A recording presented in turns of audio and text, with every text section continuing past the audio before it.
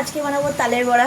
তো তালটাকে ভালোভাবে ছুলে নোদা বের করে নিই, তারপর তোমাদের সাথে দেখা করছি। আর তালের বড়া খেতে কে কে পছন্দ করো কমেন্টে জানিও। আমি একদমই ভালোবাসি না, সবাই খেতে চেয়েছে তো তার জন্য তালটাকে বানাবো। তো চলো দেখো কিভাবে বানাই, রেসিপি তোমাদের সাথে শেয়ার করবো অবশ্যই। তালটাকে আগে ভালোভাবে কিন্তু এইভাবে ছুলে নিতে হবে। দেখতে পাচ্ছেন এই যে কালো আবরণগুলো, এগুলো ফেলে দিতে হবে। এরকম হলুদ ভালোভাবে এই ছালটা উঠিয়ে নিই।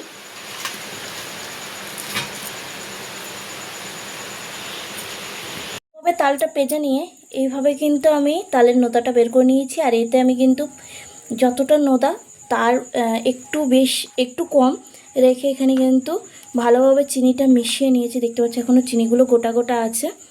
তো দেখতেই পাচ্ছি এই চিনিগুলো একটু গলতে দেবো।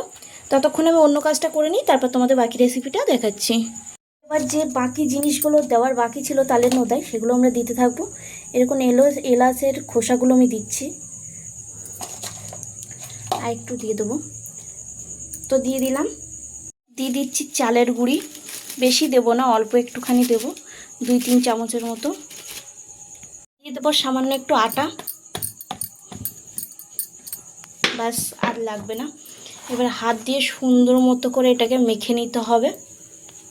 ব্যাটারটা কেমন মাখতে হবে আমি তোমাদেরকে একটু পরে দেখাচ্ছি মেখে নিয়ে। এখানে আমার কিন্তু সুন্দর করে মেখে নেওয়া কমপ্লিট। আর মাখাটা ঠিক এইরকম টাইপের হবে। যখন আমরা বড়িগুলো কাটবো তখন যাতে এরকম একটা বড়ি কেটে আসে। তো এরকম একটা টেক্সচার করে নিয়েছি। এবার কিন্তু তেলটা গরম করে ভাজার যতটুকুন টাইম এভাবে রেস্টে রেখে দেবো 5 মিনিট। তেলটাকে আমি সাদা তেল দিয়ে দিয়েছি কড়াইতে, আর গ্যাসটা কিন্তু আমি হাই ফ্লেমে রেখেছি।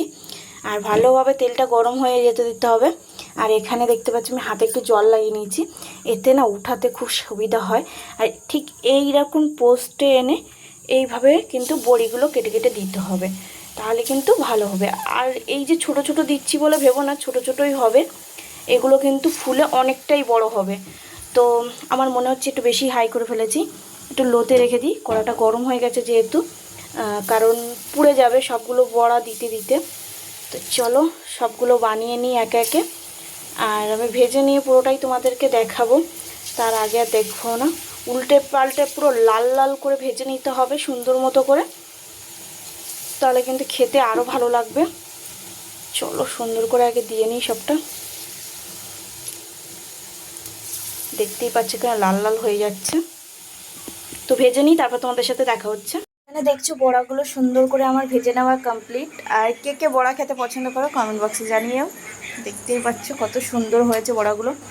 আর সব বড়াগুলো কিন্তু ফুলে বেশ মোটা হয়েছে, দেখতে পাচ্ছ সফটও হয়েছে, উপর থেকে মুচমুচে, ভেতর থেকে একদম সফট। তো কে কে পছন্দ করো কমেন্টে জানিও। তো বাই।